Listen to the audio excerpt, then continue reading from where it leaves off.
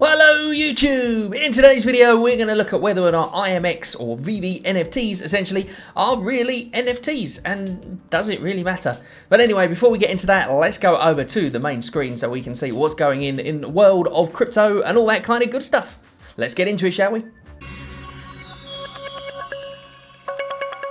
Okay, so this is the first thing. I haven't done a video for a while. I've been waiting for certain things to happen. I've got a new computer, new setup here in that case, so therefore let me know what you think of the quality. It's probably gone downhill because I've still got to do some tweaks and some playing around with it and stuff, but hopefully we'll get this video out anyway. I waited for the AMA yesterday, was going to do a video the other week. I thought, no, I'll wait for the AMA. But anyway, besides the point, hopefully you're still in time for this anyway, but it's the Arbitrum airdrop.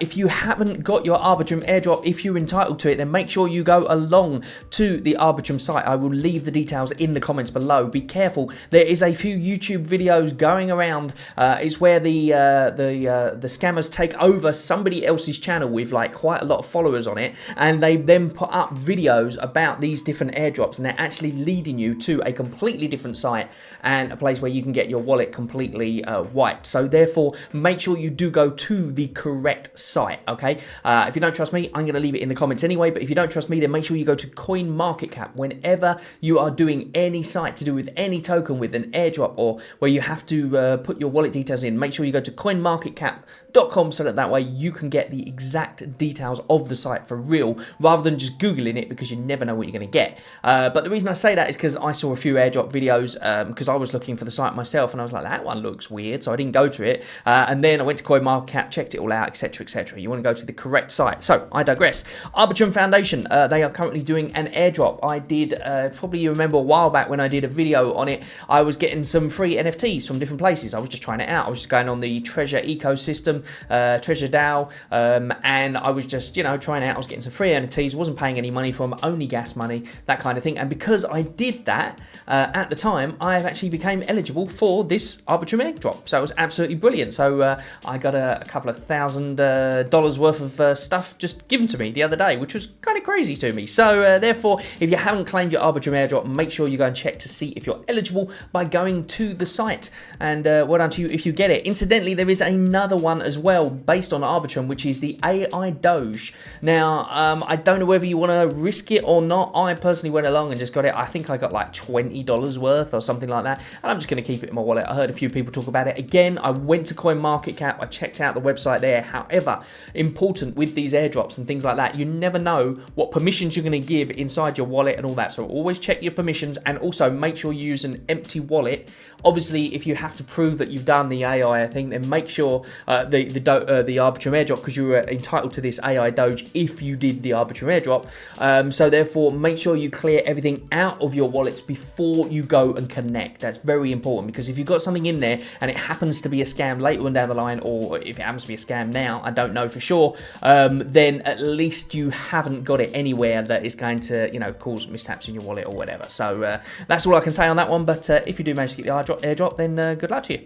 Next up is this, and that is the AMA. We had the AMA, well, it wasn't really an AMA, it was community update, wasn't it? First one in a long time, because Dave and Dan have been travelling around, and that's what we're going to talk about now, in fact, because there's a few good things in there.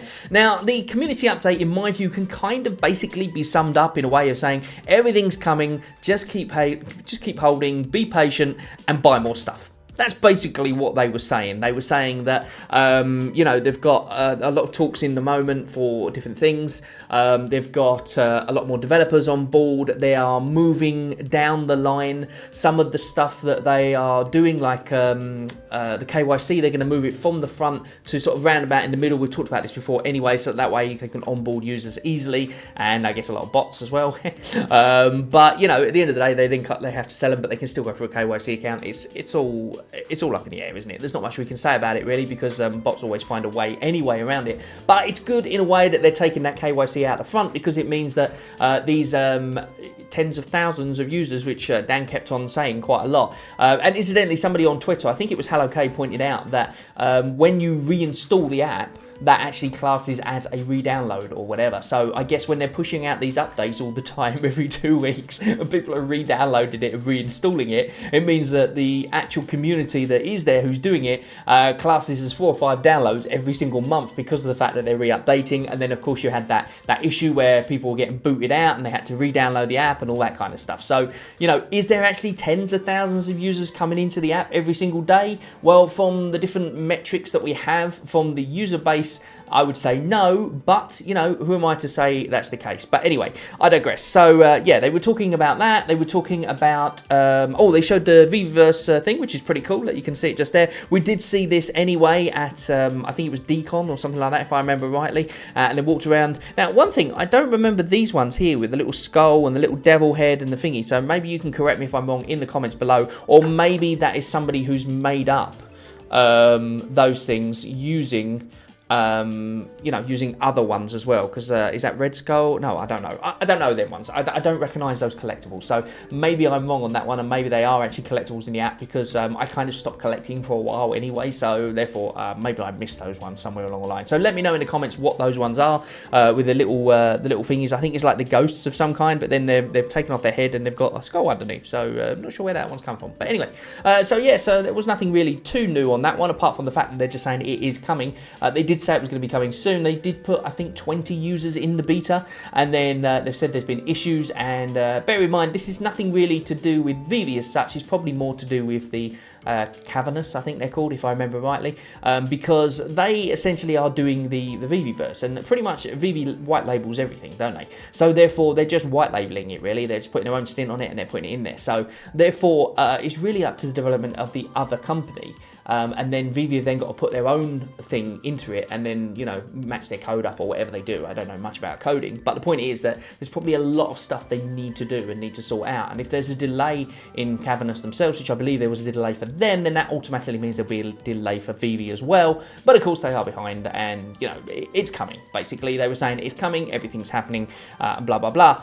What else was there in the AMA? Nothing really stood out too much to me. I suppose there was the thing about they've got more developers they're getting on board. They've got 60 members in the team now. People are excited about that. There's a lot of stuff going on in the background that we don't know about. A lot of development stuff that's going on, which is quite exciting for that reason. The trouble is that obviously they can say all this stuff and we don't know what's actually going on. So therefore it's kind of exciting, but then it's kind of just a bit like, you know, it's like Bitcoin doing this, isn't it, at the moment? There's not really much that can really grasp us and go, yay! And they said there was going to be a big announcement, and I'm not sure if the big announcement was about the gauntlet, because we've got the gauntlet now as well, which had just come out, which we'll talk about in a second. But apart from that, I guess David on his desk, he had some chill pills, so we're wondering, before he was talking about the chill pill quite a lot in Twitter, and he kept on saying take a chill pill, and that was about the time when Pili, the Chinese, is it Chinese? I think the Chinese models were coming out then. And he kept on saying, take a chill pill. And we think, oh, well, maybe it's because of that one, pill. But I've got a feeling it's not to do with that. And it's probably to do with Dr. Mario or something like that. Maybe Nintendo, I don't know. But that's all just speculation. Let me know what you think in the comments on that one. But he did have these chill pills on his desk as he was talking about stuff, or at least something that looked like chill pills.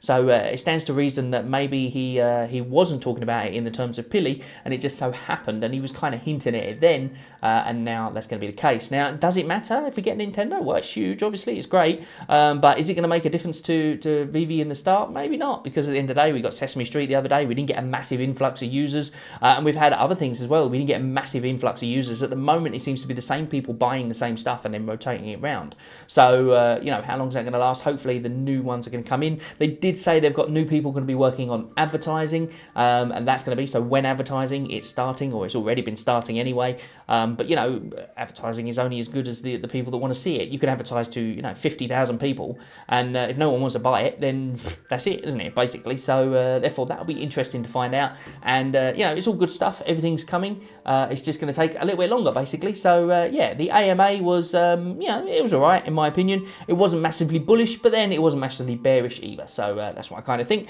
But this was said about the, oh, actually this wasn't said, but this is the thing, I think this is the big announcement. I assume it's the big announcement. To me, it's not a massive announcement, because I don't really care about about it. But obviously, for those of you who do care about it, then it's a big announcement. And there's some good things about it as well. Obviously, the gauntlet, and that is the stones. Now, they haven't announced exactly how it's going to work, but they did say that there's got the new crafting system in place. Now, we kind of saw this a bit with the platinum moments, but I don't believe it was crafting as such. And they've got like a new button now that's going to be used for crafting. So now instead of you getting airdrops, apparently you're going to be doing crafting instead. So if there's some sort of airdrop, they'll send you the thing, and then you've got to then craft it into something, and that will then burn collectibles, etc., etc. So it all sounds quite interesting. How it all works out, I don't know, and how long it's going to take to actually come to fruition. I guess quite quickly, because of the fact that this is coming out very soon, from what I can gather. In which case they would have to have this mechanism in place, ready for this thing. How this is all going to work, whether it's going to be an airdrop or whether you got to hold all of the infinity stones and all that kind of thing, I don't know. They're going to tell us all on Monday, so therefore by the time you see this video, either Monday's gone or you're waiting for Monday. Either way, that's the situation. I think that was the major announcement, but you know, to me it was okay, but I was expecting something a bit more exciting. But you know, to people who like that, it is obviously exciting. So each to your own, and veve is a collection, and that's the way it is. So this is the thing I wanted to talk about today, and that is about the NFTs, because we've got a few things here. Look, as you can see, people have been talking a lot about this in the chats and stuff, in the Twitter spaces and all that kind of thing, because I think it was Hello K had an interview with someone, and he was talking about how NFTs are not real NFTs because they're on IMX and they haven't been bridged to layer 1, and until they're bridged to layer 1 to then become a token, which is interesting, we'll talk about that in a second, they're not actually an NFT really. They're just information that is on the secondary thing, because IMX is not a blockchain. It's basically like a register, I suppose. But then you could kind of argue that everything in crypto is kind of similar. I'll explain to you now. So basically, IMX has got the details, and then they confer with layer 1, but they don't actually hold a token on layer 1. There is no token minted until you physically take it off of layer 2 and then put it on layer 1 yourself to mint the token. So people are saying, well, that means that it's not really an NFT. Now, it is the information on there. Everything about that token is on that separate ledger, so to speak. And it confers with layer 1 as well. So layer 1 has that information. It just doesn't have an actual token that's minted.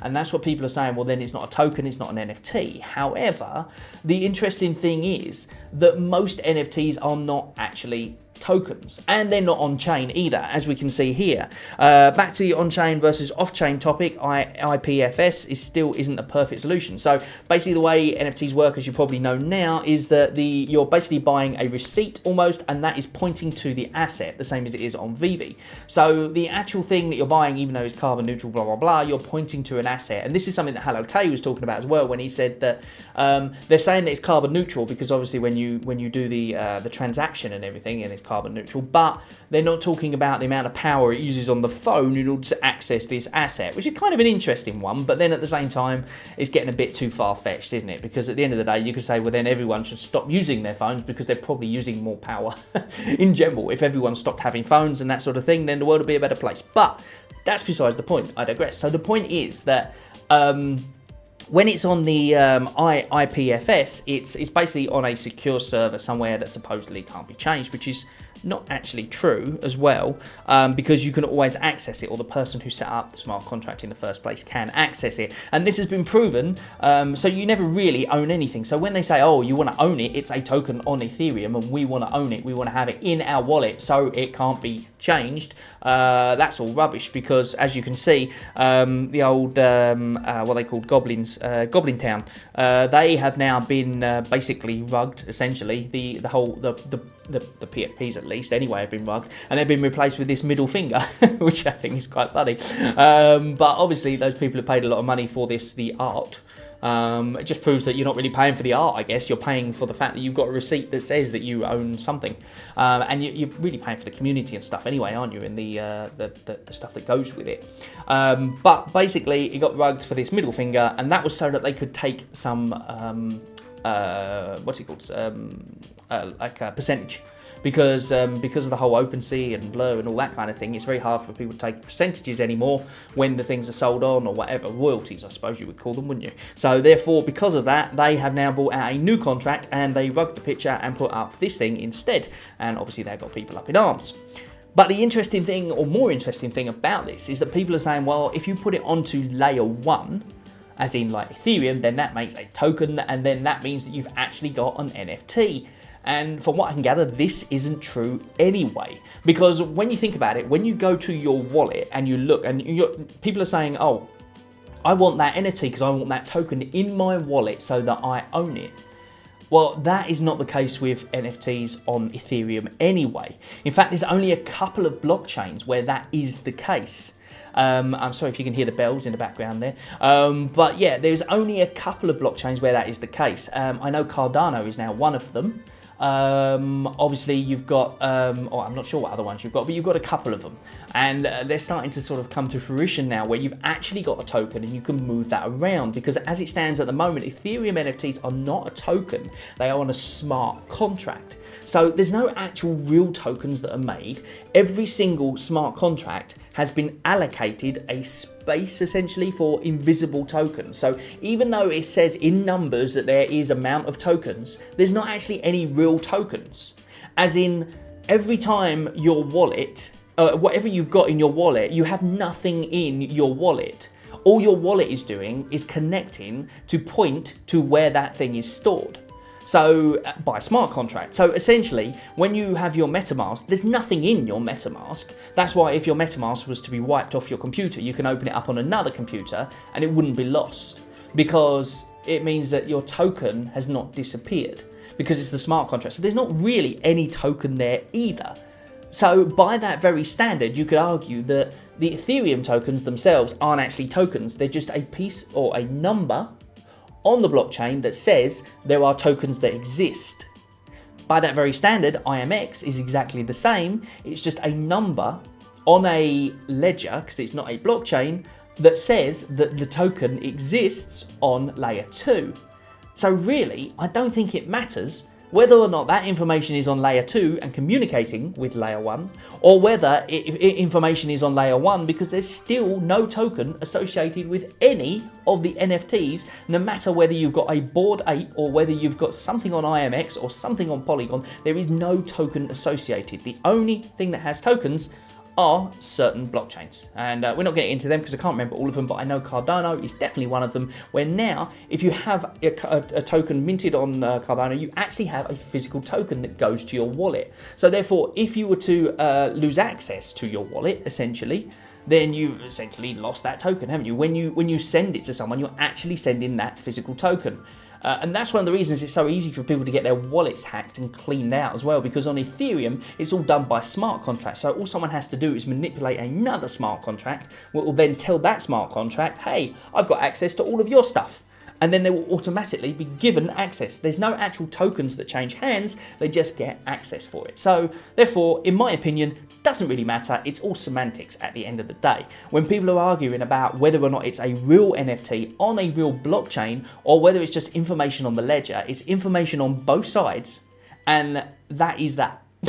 That's pretty much all I can say on that one. So let me know if you agree in the comments below. I'd love to hear your thoughts on it. I'm not a blockchain expert, by the way. I've just done a little bit of research on different things, and this is the conclusion that I've come to myself, and I'm trying to explain it to you today. But I could be way off base here, and I'm pretty sure I'm not, because of the fact that we know for sure that Ethereum is smart contracts, and we know for sure that you don't have an actual token in your wallet at any stage ever.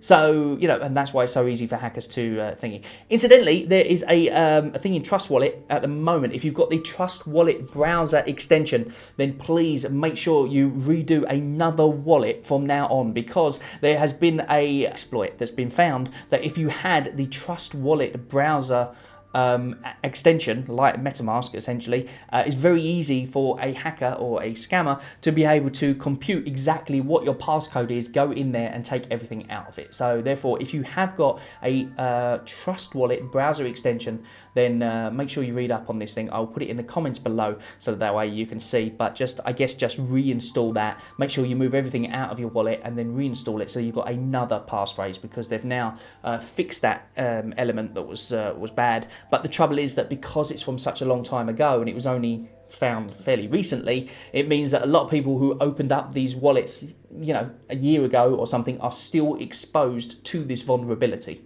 So therefore you want to try and avoid that as best you can. But anyway, what else are we going to talk about? This is interesting to me, and this is something that they were talking about in the AMA. Well, actually they weren't talking about this specifically, but this is what I'm going to talk about now, because one thing that made me quite bullish in the AMA, or the community update, and that was this. I was looking on Twitter the other day, and one of the tweets from somebody that I follow was talking about this, an important factor that must not be excluded, and he was talking about Bitcoin price, basically, is what he was talking about Bitcoin price and crypto in general, and that is that CBDCs will soon be launched as digital yen. Is it yen? I think that's what it is, and it's basically good and ready, as what he says. So the city of Changshu announced that all civil servants will receive their full salaries in CBDC in May 2023. So that's basically in 2 weeks' time, more or less. Hong Kong will officially make crypto purchase and sell trading fully legal for all institutions in the country. So basically what's happening is that China, who blocked all of crypto and basically have said no NFTs, all that kind of stuff, are now basically putting their own cryptocurrency out. So they've got to open it back up again. And the thing that made me bullish is that in the community update, they were talking about how the fact of they've been around that region talking to licensors, talking to music companies. It was one of the things that David said specifically. He said not music producers. No, what was it he called them? Well, music companies. You know, whatever. But he was talking about music specifically, and he was saying that to try and tap into the Asian market essentially. So therefore, that kind of sort of struck bells with me when I read this as well. So it's all kind of interesting, because obviously China is very much, you know, they ban crypto all the time, blah blah blah. But now, because they're bringing out their own one, I guess they've got to do something about it, and therefore it's all going to change, I think, and we're going to get a lot more people in from China into the veve app because of the fact that they're aiming for that kind of market now, and I think that's why they did their whole tour that they've been going on, traveling around and all that kind of stuff. So that was really interesting to me. But again, maybe wrong on that one, just sort of a bit of a speculation, but I thought it was kind of interesting as well. So here we are with Sailor's Dad. This is the on-chain LFTs and not on-chain NFTs. He's basically talking about the Ethereum side of things as well there, and the fact that the all smart contracts and stuff. And that's it. That's it for me today. Thank you very much for joining me. As always, don't take any of this as financial advice or anything like that, because, well, it's not. Basically, don't really know what I'm talking about. But if you have got a chance to get the arbitrary airdrop, then make sure you get that, because it can get you some free money. Apart from that, I will see you on the next video. Thanks very much for watching. And not financial advice, none of that kind of stuff. Crypto goes up, crypto goes down, but that is essentially crypto. Bye bye for now.